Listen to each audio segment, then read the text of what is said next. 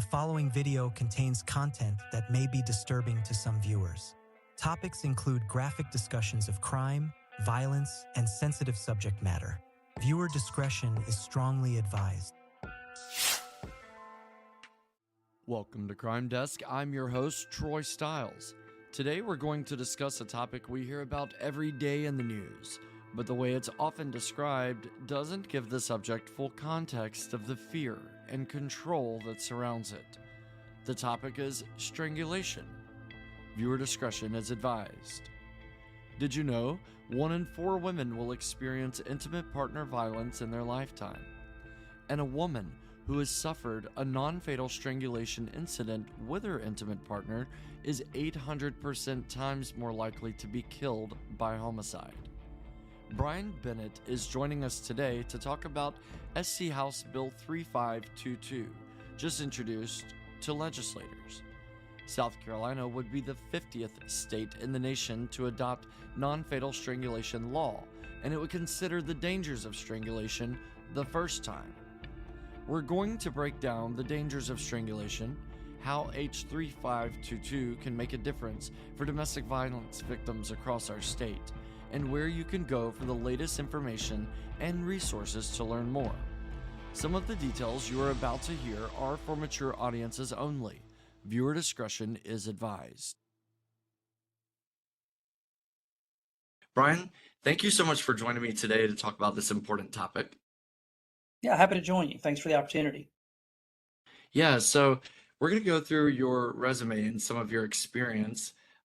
Your face does not match your experience, but it is quite a long resume. So we know that you are a retired state police academy instructor with over 25 years of experience, including as a police officer with 2 municipal police departments, attaining the rank of corporal and moving and working for a federal law enforcement agency, as well as serving as an instructor for the South Carolina Criminal Justice Academy beginning in 2007.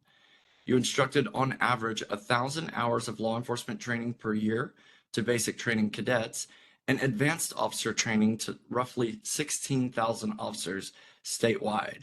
That's incredible.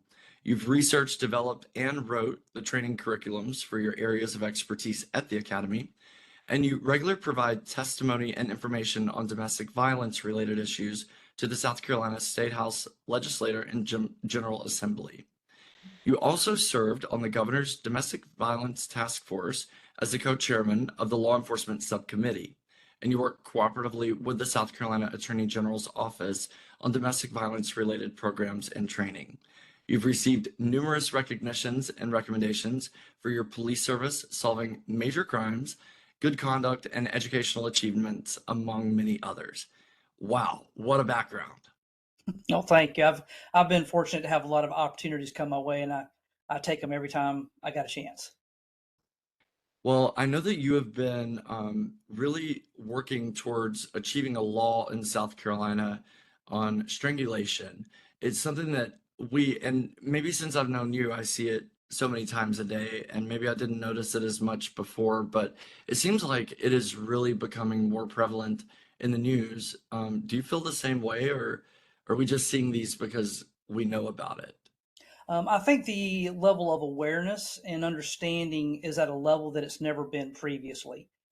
Going back to my experience, it wasn't until roughly 2015, which is fairly long into my career, that I gained an added level of understanding about the dangers of non-fatal strangulation. I mean, obviously, if a strangulation act is completed, we have a homicide or a fatality. But there was an aspect of, at that time, domestic violence, a focus on domestic violence and strangulation, where 15 or 20 years of research led law enforcement and prosecutors to a different level of understanding as when I started early in my career. And so I started my career in the mid 1990s. And what we were told back then was basically, if you saw petechial hemorrhages in someone's eyes, those little ruptured capillaries, and you saw marks on the neck, those would be fairly substantial and affirmative signs that someone had been strangled. Unfortunately, that was not good research. It was very anecdotal, and it really made a lot of assumptions. not based on good science and good research. But again, around that 2015 mark, for me, I took a 4-day advanced level course on non-fatal strangulation, which was taught by some of the premier forensic pathologists and premier medical doctors in the United States that also had international recognition. And it was also co-taught by a number of prosecutors and law enforcement officers from California that had spent many years in this arena. And I realized very, very quickly that the information that I obtained early on in my career left me very short sighted. And what I came to realize is that there were many, many cases of strangulation, not just domestic violence, but in other types of assaults that I dealt with that occurred, but I did not know what to look for. And when I did see stuff, I didn't recognize what I was seeing. And personally, for me, it was a kick in the gut because I could remember cases that were likely strangulation related, and I didn't get it. And I thought to myself, how much longer did these victims suffer? And did any of them meet the end of their life? Because I didn't recognize what I needed. And so I made it a goal for myself at that point to not only just continue in the advanced level trainings and understandings of non-fatal strangulation, not just from a law enforcement perspective, but from a medical physiological perspective as well. But also because I was an instructor at State Police Academy, I had the power to create programs and expose all of South Carolina law enforcement officers to a understanding of strangulation that I never got. And so out of that just kept a progression of teaching not just law enforcement but prosecutors, victim advocates. I've taught coroners, medical examiners, nurses, doctors, victim advocates, and then just the public coming to some open training sessions. And without fail, what I generally find in those settings or after those presentations is there's this epiphany, there's this realization in those people, just like I had, that this is something they were not aware of. And I would say by the large majority, most people do not know how dangerous non-fatal strangulation is not just to the targeted victim, but to many, many other collateral people around those situations. Yeah, when I first heard about strangulation, I was actually, well, I mean, I've heard of strangulation, and I was working a case where strangulation was the charge, and ultimately resulting in homicide of a 20-year-old victim. But when I started deep diving into this, I was on a 5-hour drive, and I was in shock. When I landed to my destination, I just was in shock of what I had heard and trying to process what I had heard. I didn't realize the psychology from the victim, from law enforcement, and from the perpetrator, and how serious of a issue that this is, and its prevalence, but also some of the statistics. So I wanted to start by getting some definitions on the table here and kind of setting up our time together. Strangulation and choking are two different things, and they're not at all the same. Can you explain the difference in strangulation and choking? Sure. So by and large, your general population out here will use the term choking to describe what is really a strangulation event. It's no fault of theirs. It's just the vernacular and it's the terminology that most people have heard in movies and on news broadcasts and in news reports. If somebody was choked, the reality is that choking is an accidental blocking of the internally of the airway. It's accidental and it's internal. And the problem with that is that mechanically and technically, choking is not the correct term to describe strangulation.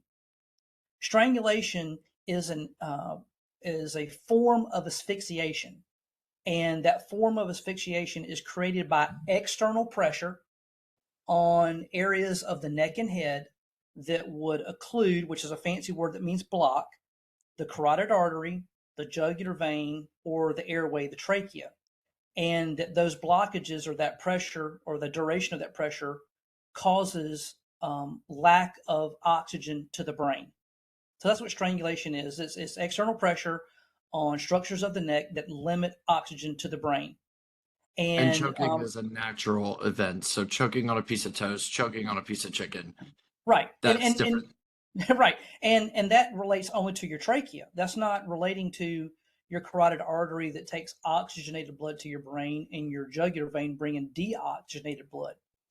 Strangulation is quite different. Now, there can be what we call accidental strangulations. That's where you hear like children and toddlers getting caught in like the cords of a blinds in the house, or somehow getting in a weird position in a crib or something like that.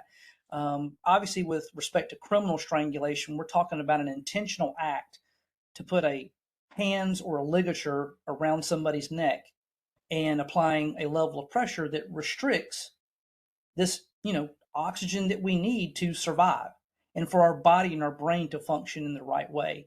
So I always emphasize when people are talking about strangulation or media or news relates to it, we have to use the correct terminology. And let's face it, choking, if you think about it, actually minimizes the terror and the damage and how serious somebody's experience is. Choking Mhm. minimizes what that person actually went through when, if you think about it, if you say, hey, pull someone on the street, hey, if do you think choking is more serious than strangulation? Most people say, well, I think strangulation is a lot more serious because Do you think choking that's just why doesn't. the media do you think that's why the media refers to it as choking? Because that's a lighter word. It's been around for a long time. We're all used to hearing it. It doesn't sound as bad. Is strangulation a hard word for people to swallow? I believe so, but I believe the choice of using choking versus strangulation is a detriment to people's understanding. Certainly, with program directors, they may say, well, if we use strangulation, that's too harsh of a word. It's too scary. Well, the fact of the matter is, what do you think the person who was being strangled was going through? That was the most terrifying experience of their life. Why do we need to minimize their experience if we want to put the reality of truth on it? In other instances, it's just misinformation. It's just people not knowing the technical differences. And then a third reason that choking is sometimes used is because that's the terminology that your strangulation victim uses. And so it might be a direct quote in an incident report. And it's okay to direct quote the victim using strangulation, but because we don't want to alter direct quotes of people in incident reports. But when law enforcement is speaking in that incident report, or a prosecutor or a medical examiner, then the terminology should be specified as strangulation. So there's a few different factors as to why choking is probably used. Well, and it's interesting too when you realize that not all strangulation restricts the airway. It can be arterial as well. And we hear another term a lot, and it's asphyxiation. Mm-hmm. And I see it here in your fact sheet as well. So does asphyxiation include strangulation, or does that fall under it? Because it is similar in some ways, but Right. it's not pressure, is it? Right. It falls under a form of asphyxiation. I mean, asphyxiation, and I'm overgeneralizing and simplifying, is just the brain and the body being starved of the needed oxygen. So, So they if both you, kind of do the same thing. Mhm. Yeah, you still have some detrimental effects. I mean, if you were to, go up in an airplane to high altitude, depressurized, and the oxygen percentage drops, you're going to suffer a noxic and hypoxic, brain injury because of lack of oxygen. If you're, underwater and you ingest a lot of water, you're drowning is, essentially doing the same thing. It's just that strangulation is a specific form and function of the asphyxiation. What caused the asphyxiation? And this is that external pressure on those structures of the neck. So some of the statistics in the world of in the topic of strangulation are really alarming and shocking, and I think that's what really grabbed my attention. A woman who has suffered a non-fatal strangulation incident with her intimate partner is 800% more likely to be killed by the same perpetrator with a gun. Hmm. One Yeah, in that's four women will experience intimate partner violence in their lifetime, and on average, only 50% of strangulation victims have visible injuries. And it says that 35% of victims have injuries too minor to photograph, and only 15% of victims have visible injuries which can be photographed. So we can't always see when somebody's been strangled. Correct. And that's one of the big misnomers or misinformation that was put out there years ago. Again, like I told you at the beginning, the petechial hemorrhages in the eyes and the marks on the neck were like considered like the gold standard, if you will. But what we have come to understand is it takes very, very little pressure to actually render someone unconscious. And because it takes such little pressure, the likelihood of seeing external injuries with our naked eye can be quite diminished. So, like you said, 50% of strangulation victims, and when I say this, I'm talking about fatalities and non-fatal strangulation. Roughly 50% of them will have no external injuries visible on their body.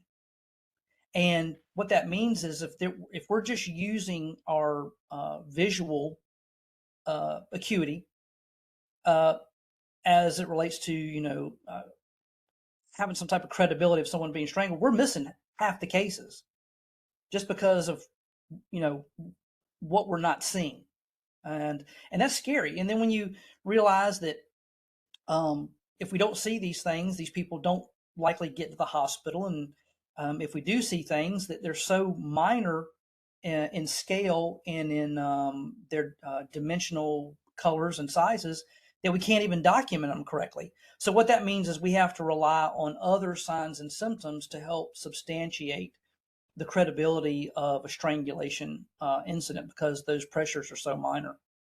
Well, you talked earlier about the educational part of this and how much education, you've provided to Mhm. judges and officers and training and other advocacy networks. But the victim actually doesn't always know what has happened to them when this happens. Something about the hippocampus in the brain doesn't record once it gets to a certain point. Can you tell us more about that? Sure. So one thing that when people evaluate, and when I say people, I'm talking about more than just law enforcement. We're talking about our prosecutors, our victim advocates, perhaps our medical professionals. When someone indicates that there might have been a strangulation, they do want to look for those visual signs, and those they may not be there, those external injuries. But we also really like to hear some type of story. Like, if someone was strangled, we would hope that they would be able to articulate in their words, exactly what happened and in a very linear way, something that's easy to understand. The fact of the matter is that someone who's been strangled uh, has a very fractured memory for many different reasons. Number one, just the trauma of the event, the trauma of a personal attack changes the way our body responds. And what I mean by that, and I'm getting a little deep here in the psyche and the psychology of the brain, but we have a very uh, primitive part of our brain. They call it the reptilian brain. That is a very primitive in nature. It's our brain's survival center, if you will. Every animal has a part of their brain that has a built-in survival instinct. And in the human brain, when someone experiences trauma, that reptilian natural survival instinct of our brain can respond in many different ways. It might be that fight, flight, or freeze, but it goes into a basic core function. It doesn't. Our brain doesn't operate in very high levels of operation. It's very simple and core levels of survival. Well, as a result of that, when the brain is being affected by this lack of oxygen and you add this trauma, it causes our brain to categorize memories in a very fractured way.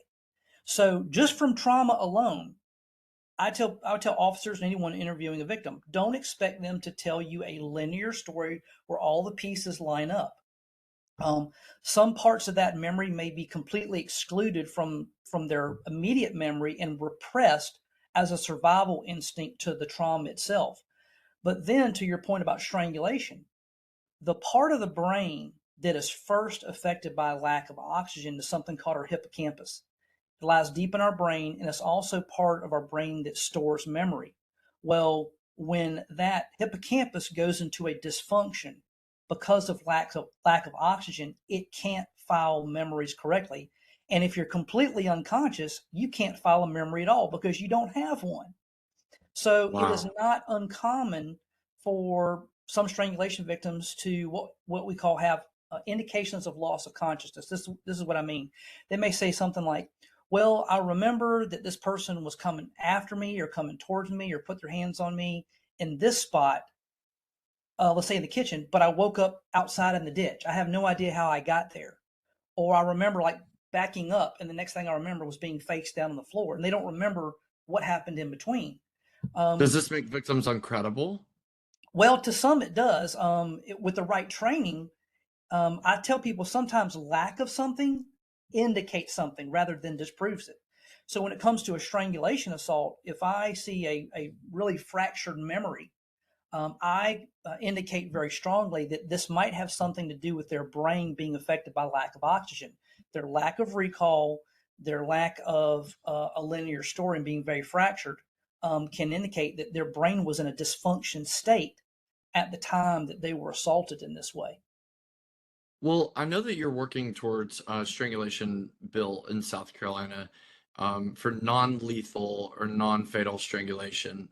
Um, 49 other states have this, and South Carolina does not. When did you first start talking to our General Assembly and our legislators about this bill? So, as I said earlier, it was about 2015 when I got my advanced level of training, which has continued throughout my career. It still continues to today. Um, and so I decided around 2016 to start exploring what, if anything, had already been done within the laws that I may have been unaware of, even though I tried to be as well versed as possible. Maybe I missed something. And what I found is we didn't address it at all, really. And so myself and a couple other individuals, one law enforcement officer and one victim advocate, whom herself had been strangled as a teenager, we got together and we said, you know what, we need to start formulating some type of working group or some grassroots movement for South Carolina to address this problem. Now, fortunately, it was roughly about 2016 that South Carolina decided they needed a change in their domestic violence laws, that we were kind of way behind. And so they created the House Domestic Violence Reform Committee. And I had the opportunity in those committee hearings to make some suggestions to make our domestic violence laws stronger, one of which included the addition of some recognition of strangulation. And I promoted that as a felony level assault. I mean, strangling someone is about as close to attempted murder as you can get. And in some states, they do consider it attempted murder.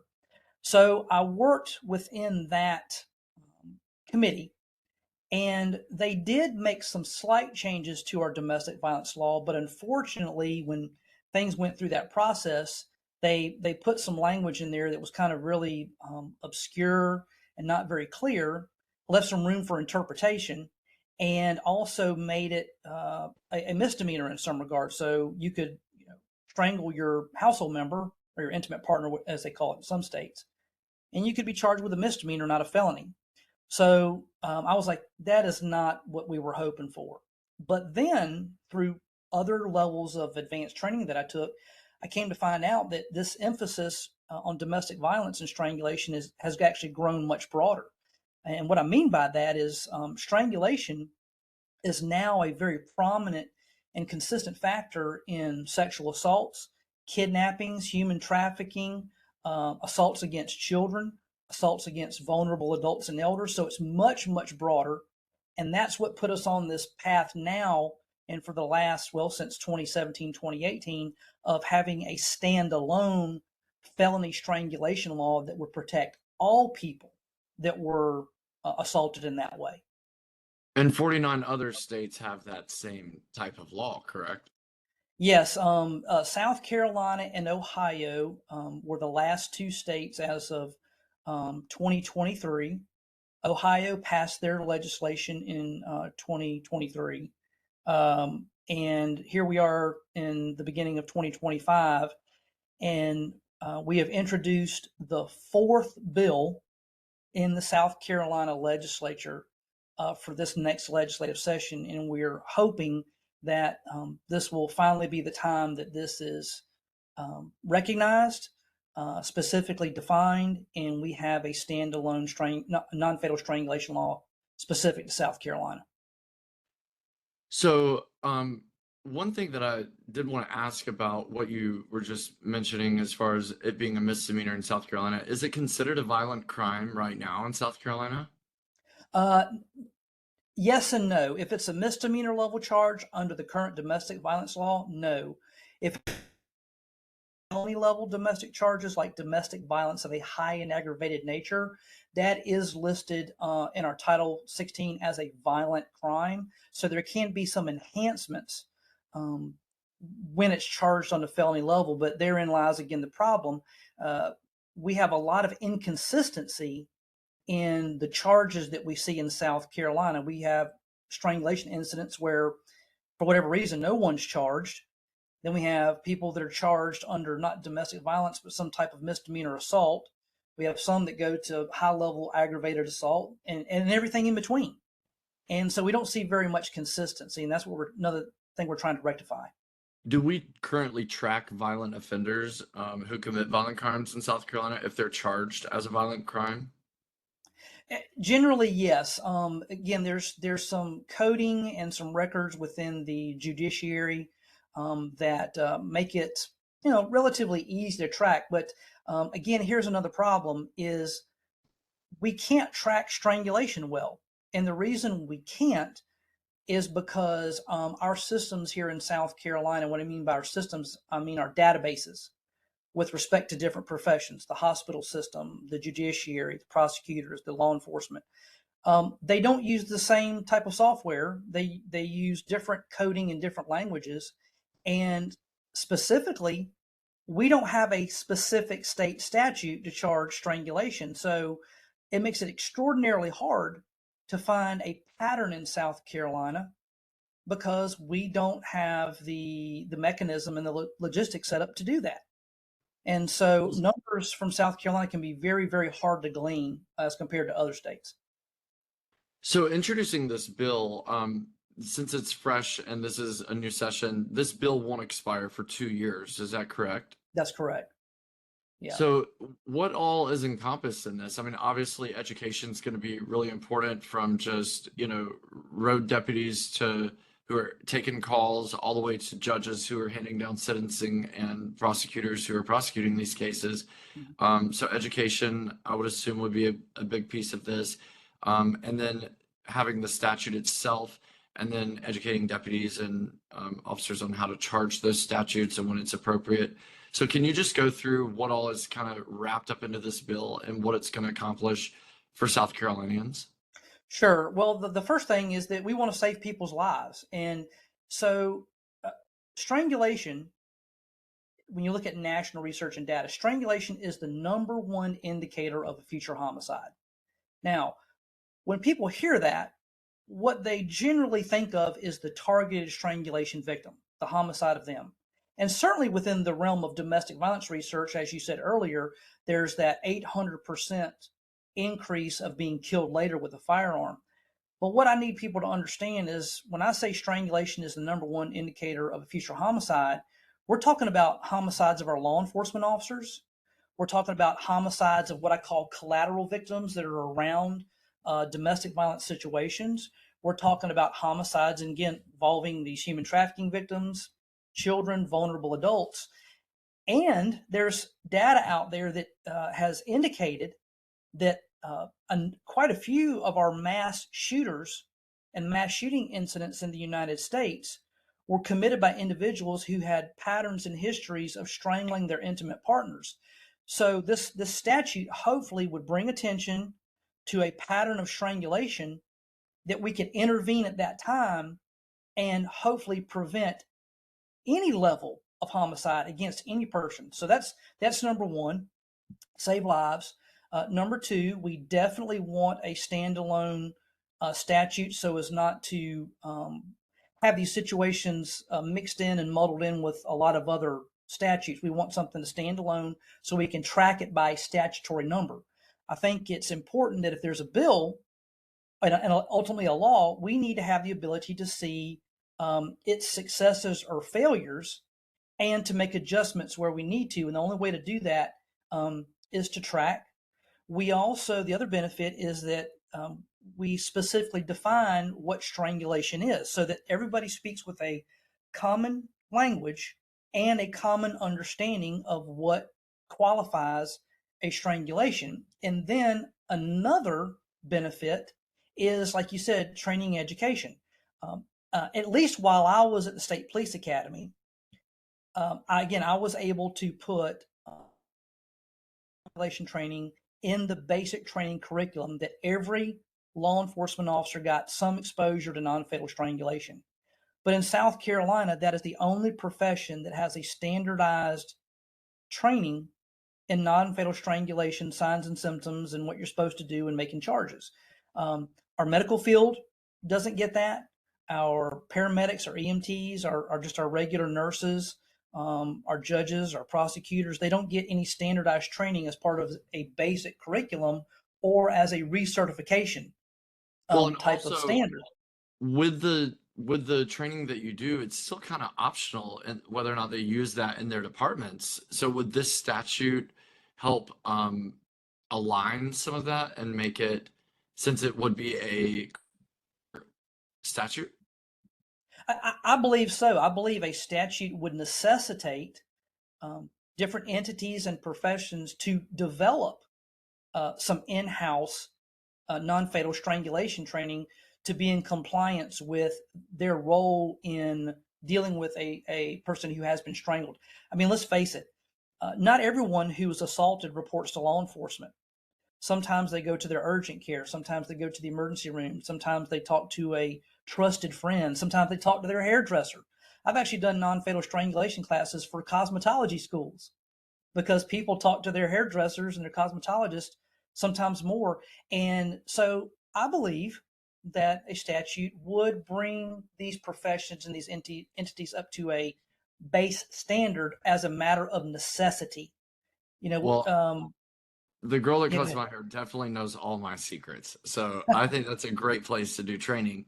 Um, with forensics and like forensic interviews and forensic exams, this really stretches far beyond law enforcement into hospitals and emergency rooms. And can we talk about some of the education that this bill may bring forth in those realms?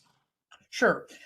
Some people may have heard this terminology that I'm using, but it's called sane sexual assault nurse examiner or an FNE, which is a forensic nurse examiner. They're essentially the same thing. Those nurses are registered RNs. They have a 4-year degree, but they've gone through specialized training to not just medically attend to a sexual assault or strangulation or domestic violence victim, but they are also very key to the collection of forensic evidence. There's a protocol, an exam protocol that is very, very invasive that they are intimately familiar with. And so we always advise that if someone's been strangled or indicate strangulation, that they get to a hospital and specifically seek out one of those forensic nurses because your emergency room doctors and your regular nurses that do the triage work and some of the emergency work, they don't have this specialized training in many cases. So people come in and there's indications of the strangulation, but they don't do the appropriate exams. They don't offer the appropriate follow up. And as a result, some of these victims are sent home to suffer more. And these, we haven't really mentioned it, but I can mention it now. Without immediate medical triage, someone who's been strangled can actually die months later from the internal injuries that they've suffered that you would never see with your naked eye. That's why that medical exam and those the appropriate medical exams need to be done because many times these victims are going to suffer injuries that they will have complications with their entire life or may actually lose their life in a matter of hours, weeks, or months later. And so again, I think the strangulation statute would broaden, if you would, more than just the forensic nurses having an understanding, but all the medical personnel in the emergency room. I think you would. I think if you talk to any hospital in the country, they would tell you that there's always a shortage of forensic nurse examiners. There is a desperate need. They're not in every hospital. Sometimes they have to be called from 3 or 4 counties away in the middle of the night because there's just not that many of them. And the more people we have in the emergency room that are informed, know how to triage, stabilize, and aftercare, the better the outcome is going to be for many of our strangulation victims. I mean, the number one goal is to save their life. We can always get the bad guys later through warrants and criminal investigations. We got to save the life of our people that have been injured. So I always thought of strangulation as just putting your hands around somebody's throat and squeezing. And then when I did learn that it could be done just by applying pressure to that carotid artery, there's something called a carotid dissection. Mm-hmm. Is that like where the artery gets separated, or what happens in that? Yeah, so a carotid dissection, most people who've gone through a science class in middle school have heard the term dissection. And that simply just means to separate. It's just a fancy word that means separation. But a carotid dissection is a complication that can happen from a strangulation assault. And essentially what happens is with sometimes pressure alone or just the torsion of the violence of the strangulation, the internal wall of the carotid artery can tear. And so I use my hands as an example. Let's imagine this is the internal wall of the carotid artery, and this is the artery that takes oxygenated blood from your heart and lungs up into your brain through both the left and right side of your neck. Well, that internal wall can tear, so you're not hemorrhaging out into the muscle and under the skin where you would see it. Really, the only hemorrhaging is where the internal wall has torn. And what happens is that as blood is flowing through the carotid artery, this little flap of tissue is making this kind of motion, and it creates a little eddy or a pool. Well, the body's natural response to any damage is to start clotting the blood. So not only do you have, the arterial wall starting to form a clot to heal that area, but you also have this pool of blood that's creating a little eddy that creates a collection of blood as well. And those clotting factors create a blood clot. And this carotid artery dissection is not something that a victim would feel. And this is not something that we would see with our naked eye. This is something that has to be done in a very specific medical exam through an MRI or something called a CTA. That's a CT scan with an angiogram. They use a imaging dye to look at the structures. And if you don't pick up on that, hopefully the person will live. Hopefully that blood clot will dissolve itself and there'll be no immediate complications. But if that blood clot or fragments of that blood clot break loose, it can cause a stroke. And this is where we've had cases where, some seemingly perfectly well individual has died from a stroke, and they call it a cryptogenic stroke when it's a stroke of unknown origin. They're like, well, we don't know what caused this stroke. They had no, comorbidity issues. They didn't have any blood. And some of those have been traced back to a unreported strangulation. So right now, if you get into a fight with your spouse and the police come out, you don't have to press charges. Police can automatically press charges. The state of South Carolina, it'll be state of South Carolina versus whoever, and the state will assume those charges. Is because this is sometimes charged as a misdemeanor, then that doesn't currently apply. Is that correct? Yeah, so when you're looking at misdemeanor level charges, generally, when you're looking at a misdemeanor level charge, you're looking at an on-scene officer who is going to take the burden of prosecuting that case. Here in South Carolina, even in domestic violence cases, there is no automatic assignment of a trained attorney prosecutor prosecuting a domestic violence case. We think that's a problem here in South Carolina. It doesn't make a whole lot of sense for a law enforcement officer who may not have a law degree to go up against a trained defense attorney. That's something we've tried to rectify over the years, but it hasn't happened that way. So with misdemeanor cases, you're sometimes rolling the dice as to what level of prosecution, what level of understanding the state can bring against the defendant in order to substantiate that misdemeanor charge. When it's a felony level charge, We know then at that point it goes to General Sessions, and there will be a solicitor or a deputy solicitor, as we call it in South Carolina. Some states call it a DA, who will prosecute. They're a trained attorney. But even with that said, many of them don't know how to prosecute a strangulation case very well because they haven't had the training, they haven't had the experience. And so we don't always see consistency in convictions either with these charges, even with a trained prosecutor. So essentially, if somebody calls 911 or the police end up on scene and she does not or he does not want to prosecute or doesn't understand what's happened to them, they think, oh, it's okay, he didn't mean it, or they don't realize they've lost consciousness. Currently, that may not be charged, especially if it's just a misdemeanor. But once it becomes a felony law, then that will basically, in some situations, remove the victim from the pressure of having to charge that, right? And then once officers are educated on how to field screen these victims, they'll understand more about how to charge it and why they should charge it as strangulation in these cases. Is that right? Yeah, absolutely. It's to the benefit of our targeted victims, and to the benefit of our law enforcement officers to have a standalone felony strangulation law. And again, learn, being taught what to look for, how to document it, how to get the proper medical care, which the medical care is medical care / collect forensic evidence to make these cases stronger and easier to prosecute. Yeah, for sure. Yeah, I completely agree with you on that assessment. So then once we get the felony charges and, then that leads them to the healthcare and the forensic assessment. And then that builds the case for prosecution. And then you're going to be out there making sure our prosecutors and solicitors are educated in this topic. So we should have a good result. But it all really depends on the strangulation law in South Carolina, or Yeah, I mean, non-lethal strangulation law in South Carolina. yeah, I believe so. I believe that is very, very critical to our success in saving people's lives. Is again having everyone speaking a common language with common understood uh, documented terms, and everyone doing their part. I always tell in my trainings, because many times I do what I call multidisciplinary type of trainings, where we have victim advocates, nurses, medical professionals, the whole gamut of people in there.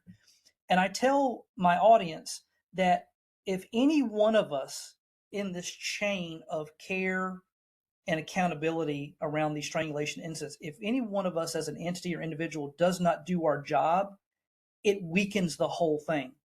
I mean, if I as a law enforcement officer don't document well, I don't give the prosecutor very, very much to utilize in prosecuting the case. If we don't get them to the hospital like we should, or if the right exams aren't done, again, we're hamstringing not just the case, but we're hamstringing patient care. If our judges don't understand, aspects of it, I mean, so we're really, harming our victims if any of these entities do not operate with the highest level in their specialty when addressing these type of situations.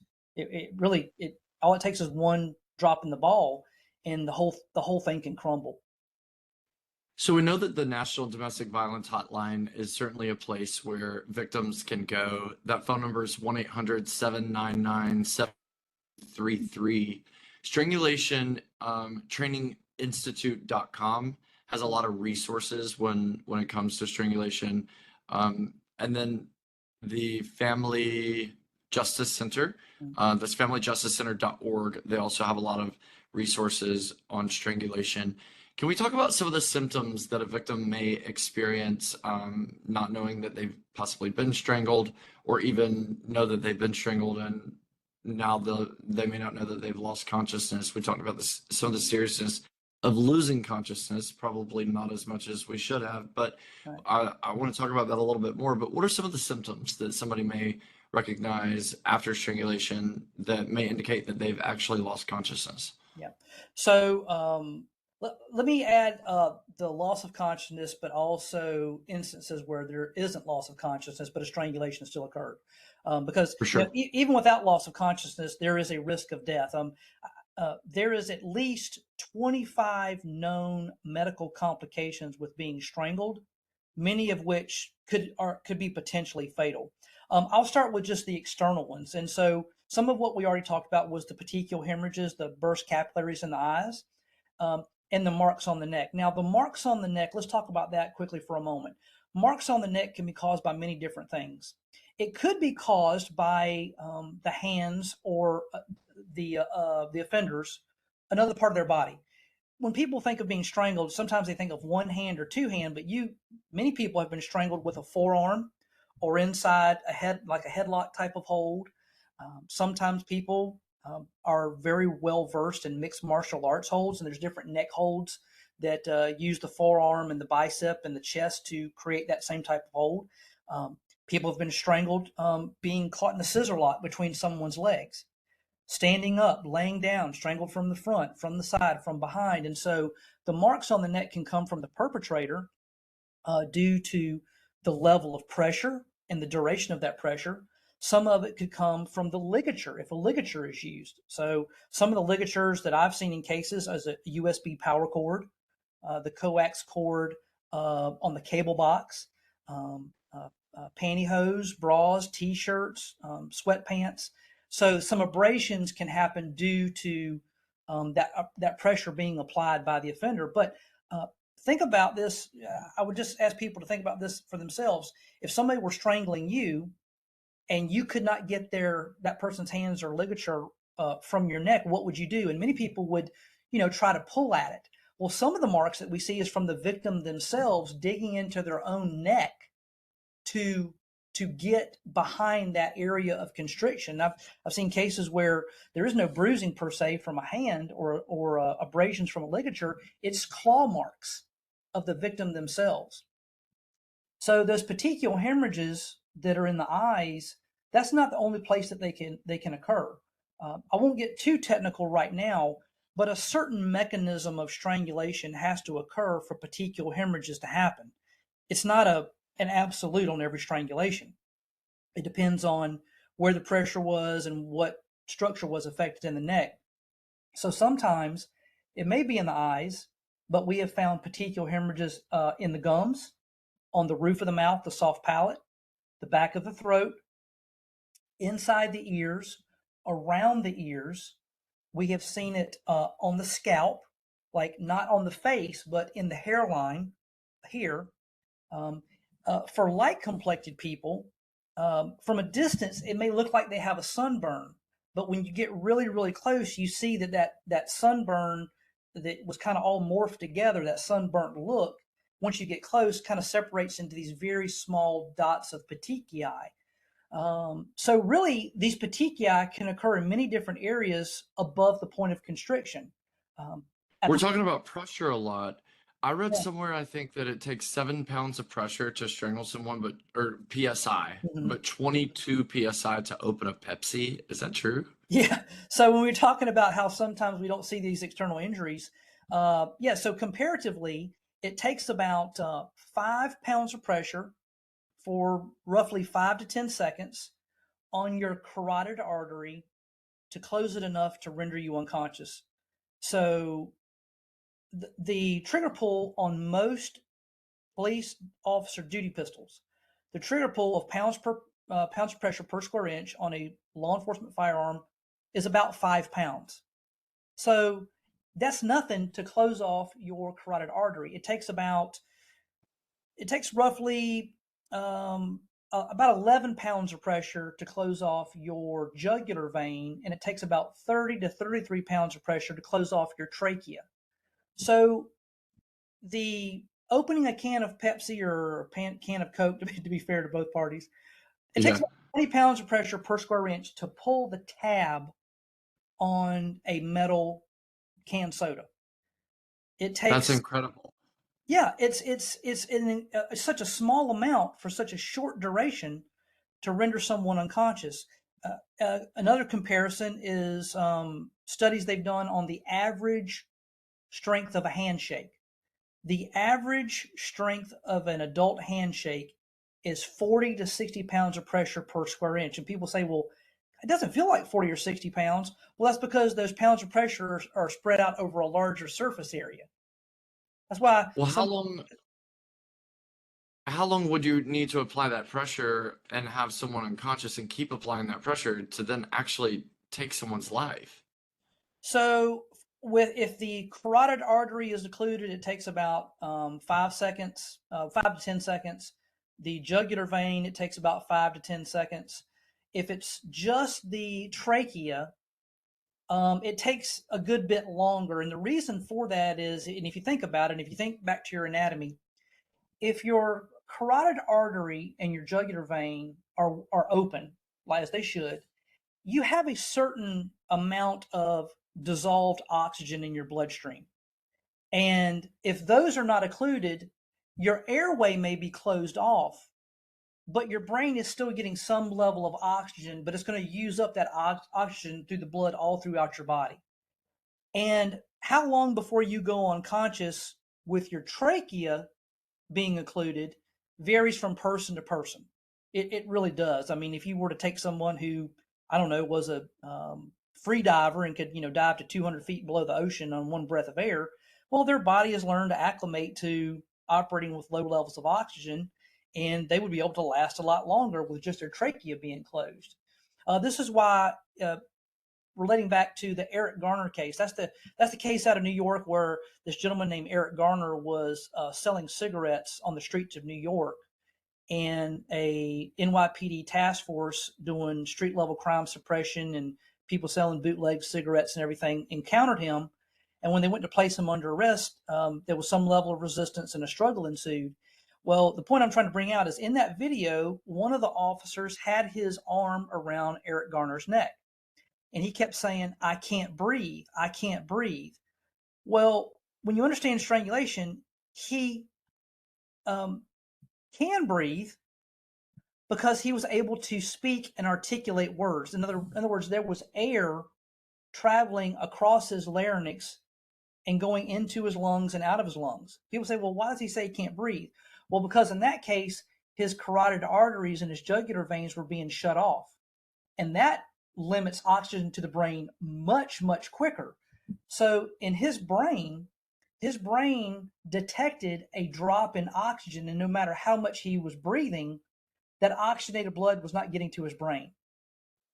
And so that's why he was saying, I can't breathe. He could, it's just that the oxygenated blood was not getting there. So when someone is being strangled with these different amounts of pressure, it could be one of those structures by themselves or a combination of those structures collectively that could, render someone unconscious very, very quickly. Now, as far as when someone would die, data and research told us at one time it was around 4 minutes without oxygen before you had brain death. That has now been adjusted over the last few years to roughly anywhere between a minute and 2 minutes. And So, damage can occur way before that, right? yeah, correct. And so it's really interesting when I talk to people. Anytime that your brain is unconscious due to lack of oxygen, for in whatever means or method created that situation where there's no oxygen, whether it's strangulation or a drowning or again high altitude with no oxygen, there is brain cell death. There's just no way around it. When the brain does not have the needed oxygen and it goes into an unconscious state, brain cells are dying by the hundreds of thousands. And what's really interesting for people to think about is people can be strangled and survive what we call non-fatal strangulation.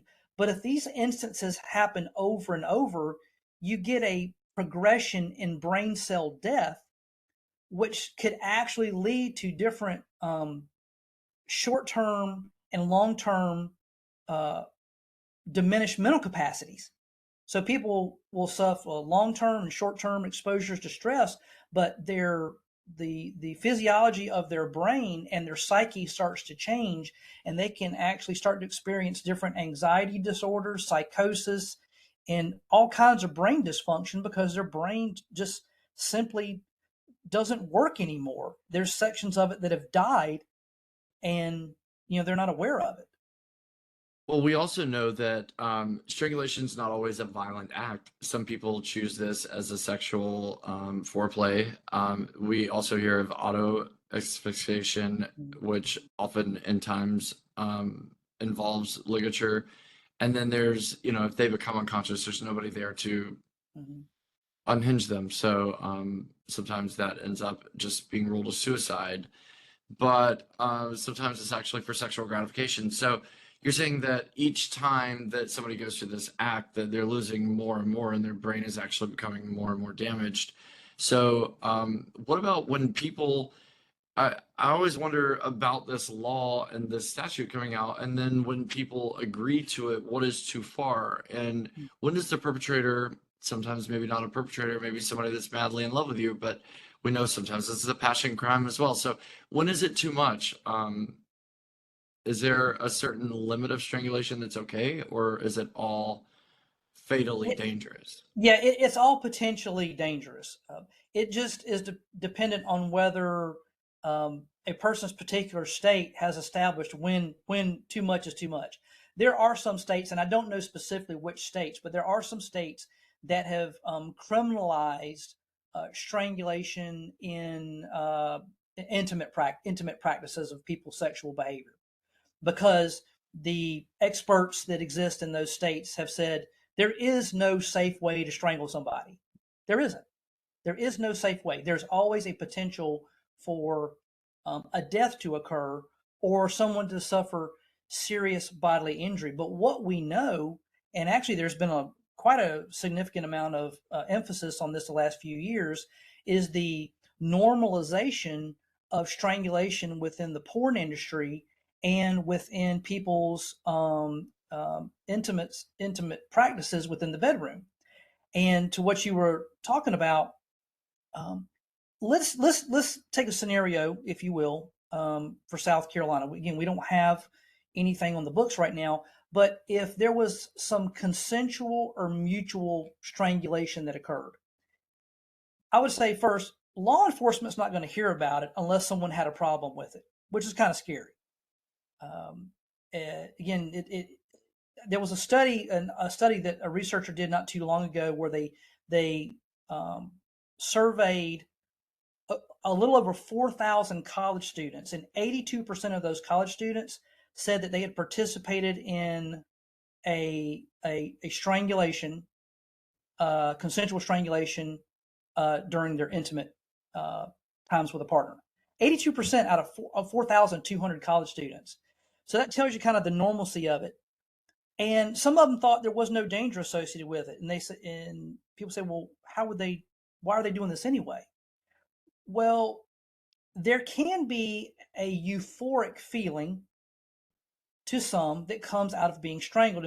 And the reason behind this is when the brain is starved of oxygen and then the pressure is released, it creates a euphoric high in a person's medical physiological being. And what that high comes from is two things. One, brain cells dying, but also the brain being flooded with oxygenated blood.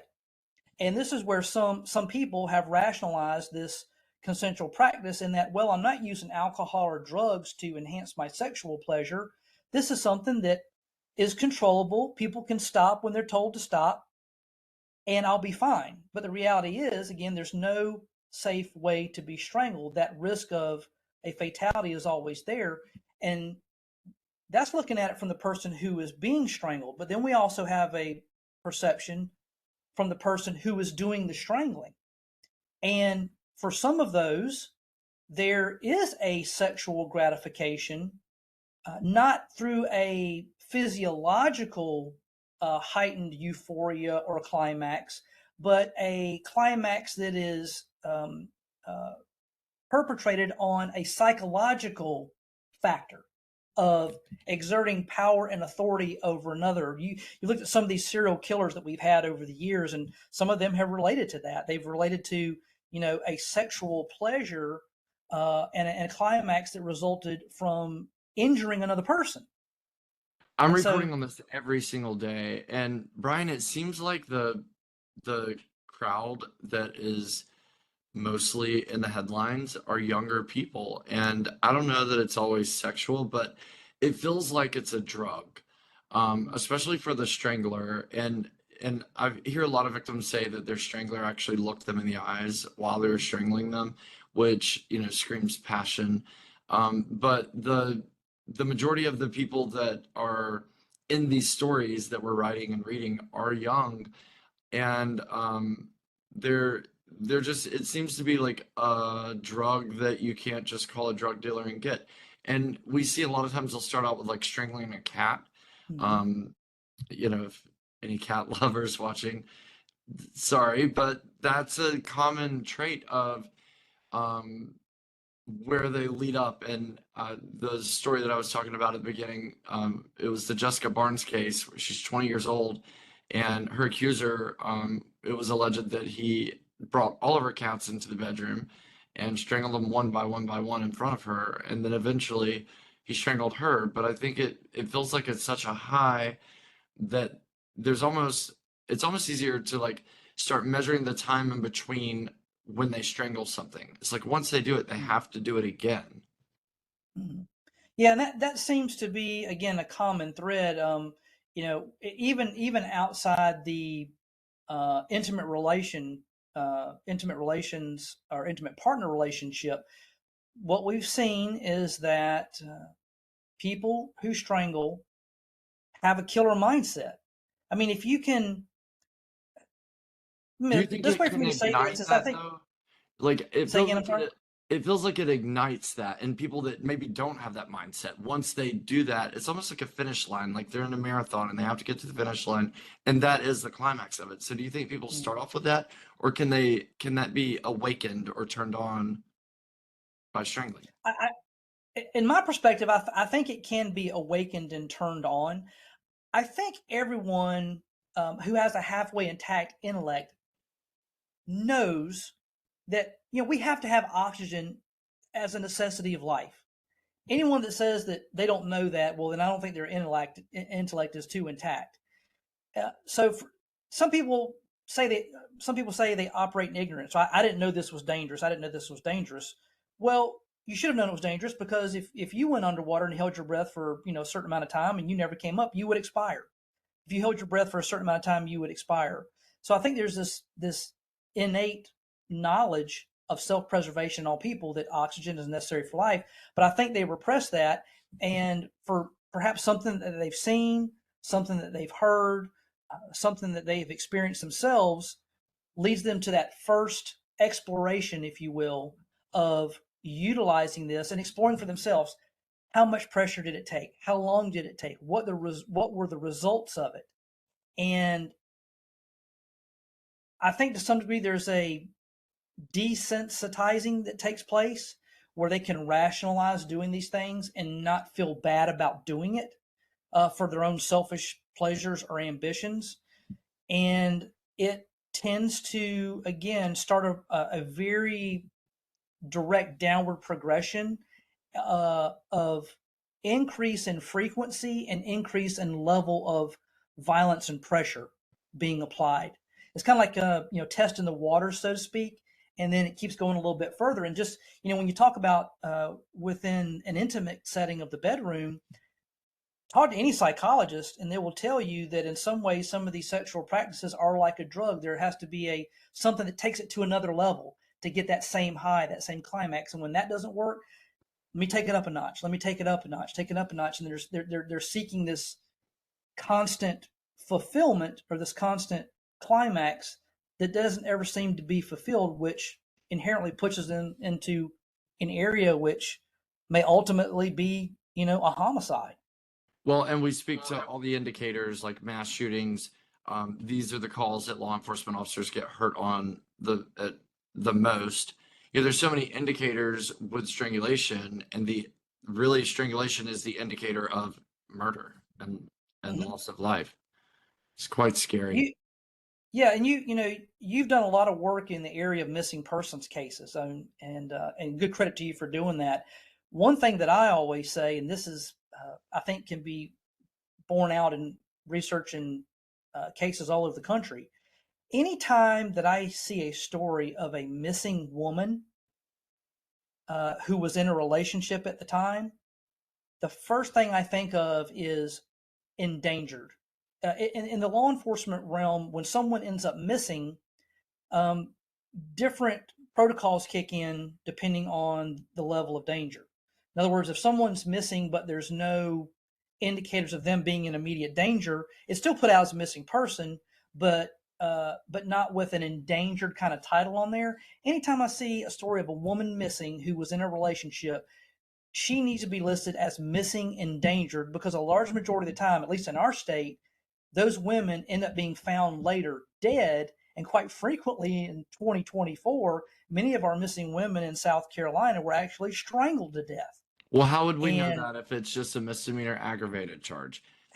right, right. And so it's a cyclical thing where we come around to this again with where, if we recognize it early on, and in many of these cases, and of course, this, in many of these cases where we've had these homicides in South Carolina and in the nation, when we backtrack history, we find the strangling of pets, we found the strangling of former boyfriends and girlfriends or former associates, or, some prior pattern that leads us to this.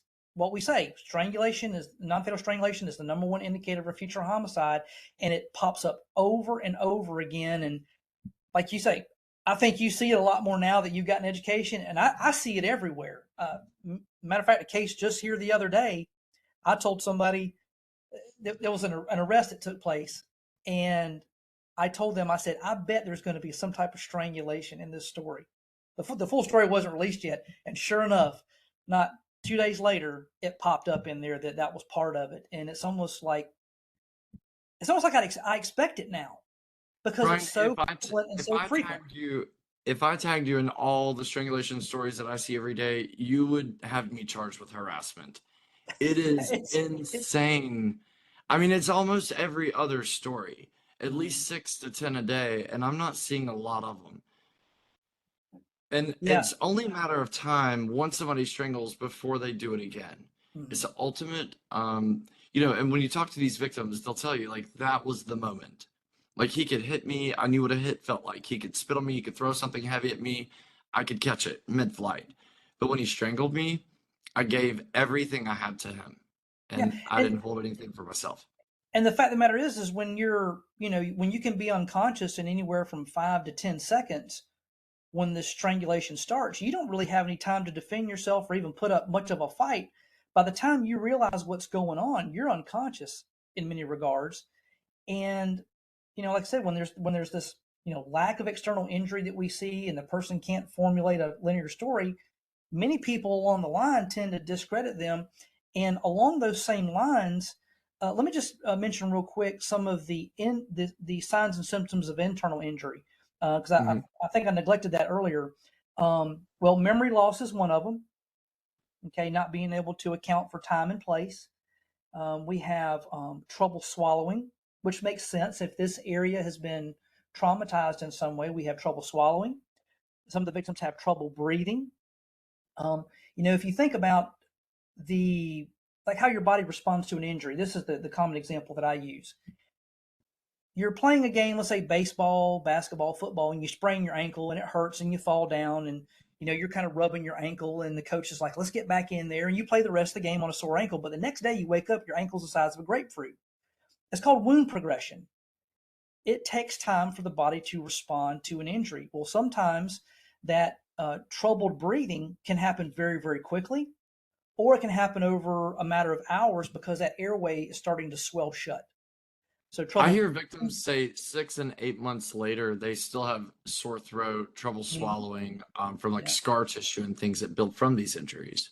yeah. So you have trouble breathing, trouble swallowing, and the trouble swallowing part comes from, it can come from the soft tissue trauma, but a lot of times it comes from the nerves being damaged that control the swallowing mechanism. And this is where some of your strangulation victims will tell you that maybe for days they couldn't drink anything because every time they drank something, because the nerves weren't functioning correctly, water kept going down their trachea instead of their esophagus. But that also relates to trouble speaking. About 50% of the time, a strangulation victim will have an altered voice. And again, A that could be, raspy voice. it could be, well, it could not necessarily raspy, but it could be changed in some way from what their normal is. Might be higher, might be lower, but there's some dysfunction of the larynx that again, that could be due to soft tissue damage, but also could be from a nerve dysfunction from those nerves being damaged. You also have, in some cases, complaints of a headache, so soreness in the head, soreness in the neck.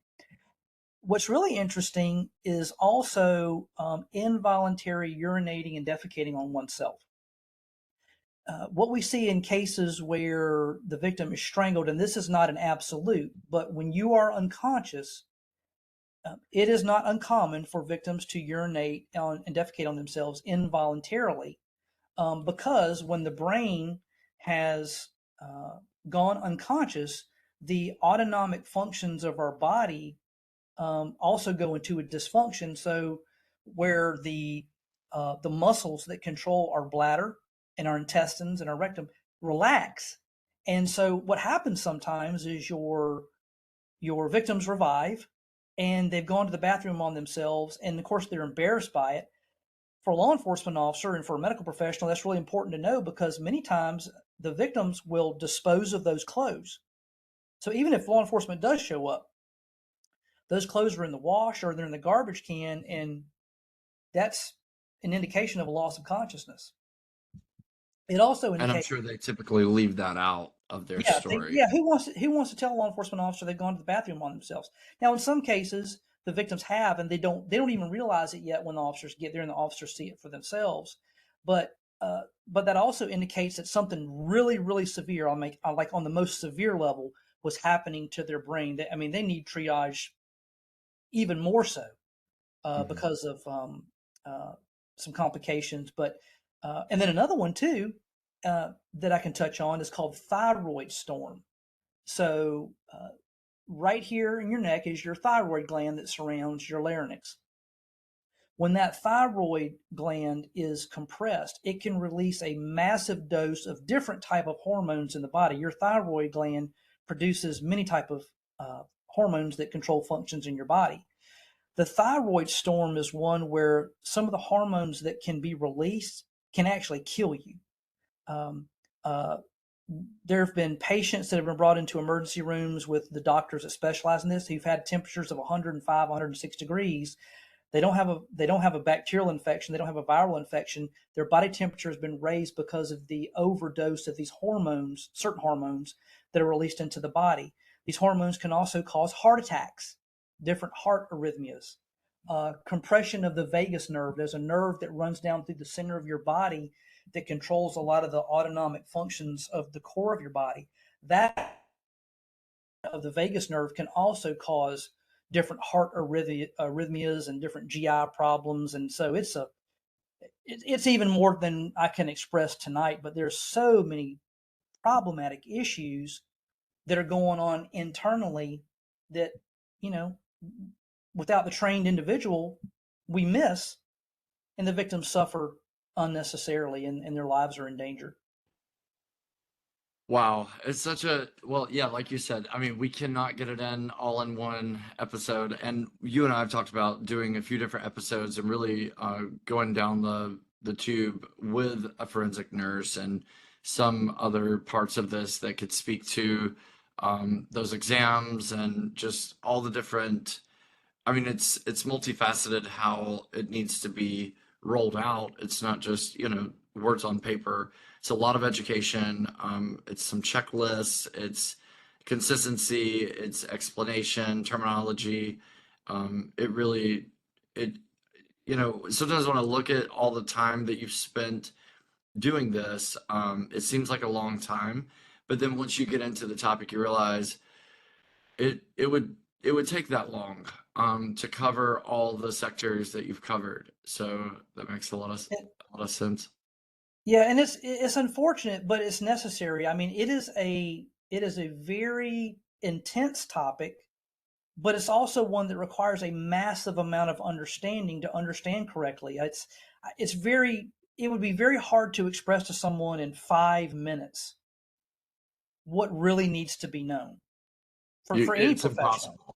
Yeah, Even the public. I mean, I can't sit down on a bench and in 5 minutes package it up, and it's very heavy in the education. Like I said, heavy in the terminology, heavy in the understanding of not just the legalities but the medical physiological. That's why when I talk to these doctors and nurses, I can talk to them on that level, because that level of understanding is what is needed, not just to the medical professional, but the law enforcement officer. I would say this, though: if there's anyone out there who would like kind of what I call the down and dirty of non-fatal strangulation, there's two sources that I would point them to. The first one is a YouTube video called Nurse Joanne Explains Strangulation. This video was produced by the Institute on Strangulation Prevention out of California. And this nurse, she is actually a forensic nurse, and they filmed an interview with her as if she was talking to a patient in the emergency room. And so, whether it's because you want to get educated or you want to share this information, anybody watching that video would have a very good understanding of the need to get immediate medical attention. Another resource that I may offer is if you go into your search engine and you type in free online strangulation training, there is a link by the Institute on Strangulation Prevention, and it brings up a page. And when you see it, it says PavNet. It's out of Pennsylvania. It says PavNet. It's a black screen, and it's got a police officer standing on the right. And what you can do is you can take a free 25-minute interactive non-fatal strangulation course. It's completely free. It's interactive. You watch some videos, you got to click on some questions and some answers, and it kind of takes you through a little process. And in 25 minutes, you can have a really good basic understanding. And at the end of that little 25-minute training video, you can actually take a post test. It's like 10 questions out of a 100-question bank, and get a little certificate. Now, it doesn't make you an expert in strangulation, but it definitely, in a short period of time, packages it very, very well. I think with enough understanding that if you needed to inform somebody, you could probably sit down and have a really good conversation with your friend or someone else who really needed this help and this understanding. those are two great resources. I'll be sure to link those in the bottom of this video. Also, you have a Facebook group, and I know you just recently made that group private. So can people find it publicly? They just need to join it and then answer the questions. How does that work? Yeah, so the my group Facebook page is called Strangulation Law for SC. In other words, S is in Sam, C is in Charlie. So Strangulation Law for South Carolina, SC. It is a private Facebook page. It was open to the public, but to preserve people's anonymity to some degree, and understanding that some people on there may have aggressors who are trying to track them down or see what they're involved in, we've made it private. But you can ask to join that page. There's a series of questions that you'll need to answer as it relates to privacy, respecting people's rights, and being professional and courteous. And also, you can't be an entity. I do require that people identify themselves to some degree. We've had some entities go on there, but who's behind that entity, I don't know. I need to put a name with a face. We don't market on there for funds or anything like that. But what I put on that page isn't just for South Carolina, although I focus on South Carolina legislative efforts, and I've got research documents on there and papers that I've written and videos that I do.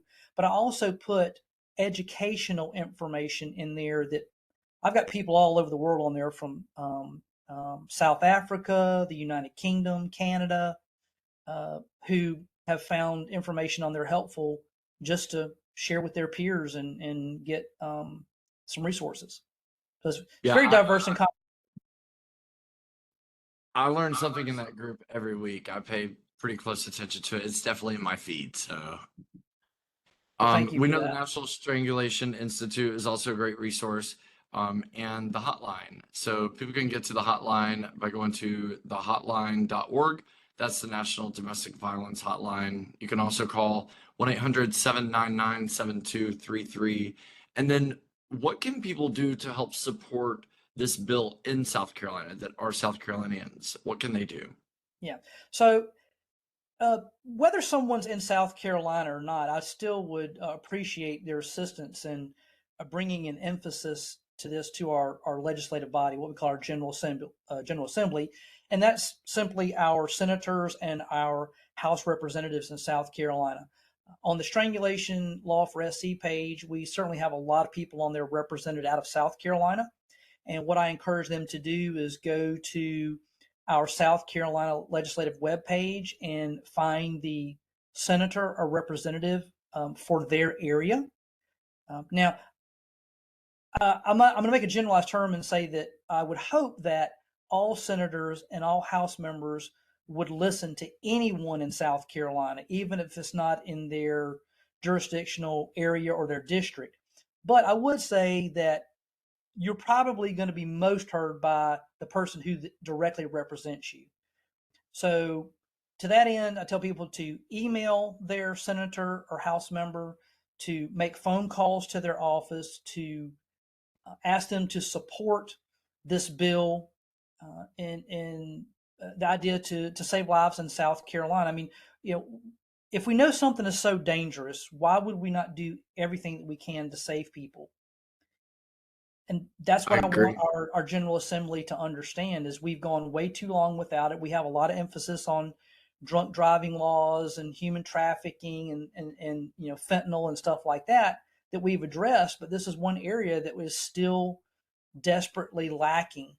So, contacting their legislative members, and for those outside of South Carolina who can speak with a level of authority to maybe what their state has done, particularly people who have been active in the legislative efforts in their state and met with success, I would say add your voice to it as well. That would definitely be helpful.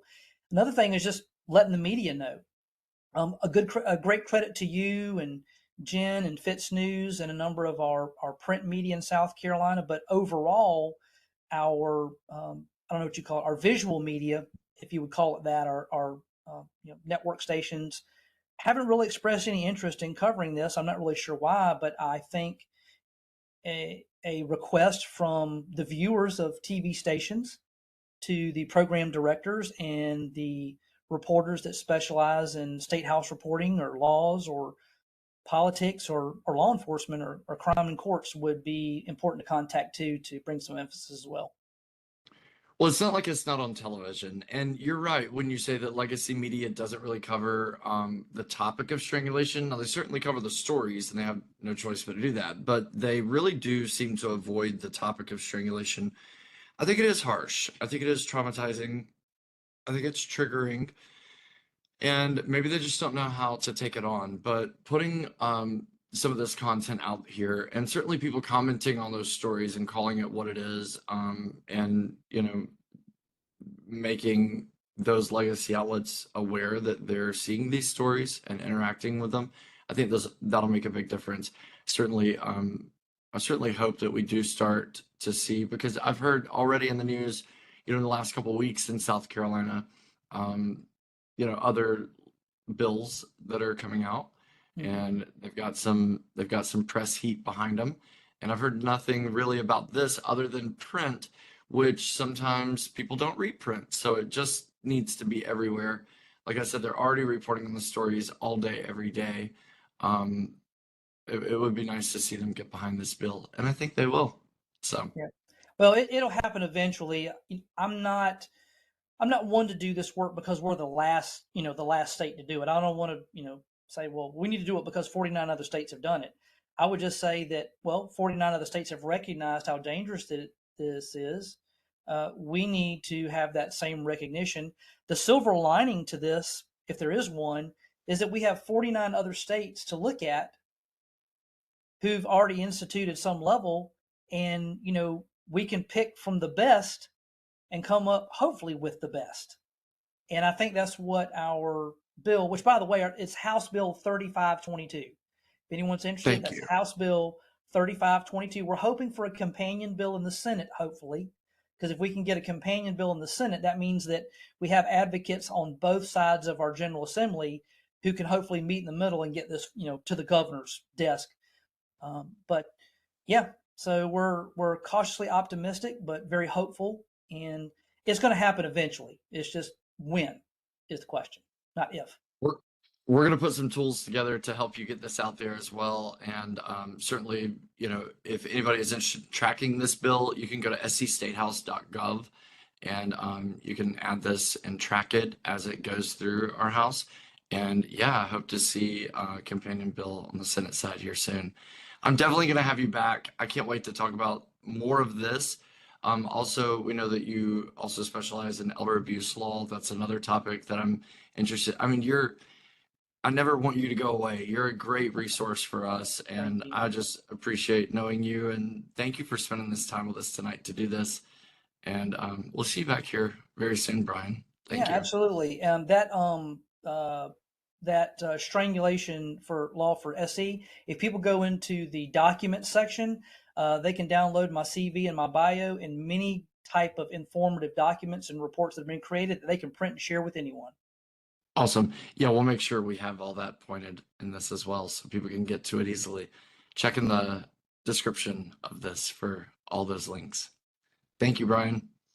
Thank you. Happy to be with you.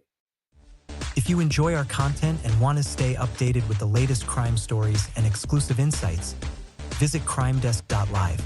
Be sure to like and subscribe to our channel and hit the bell to be notified as stories unfold.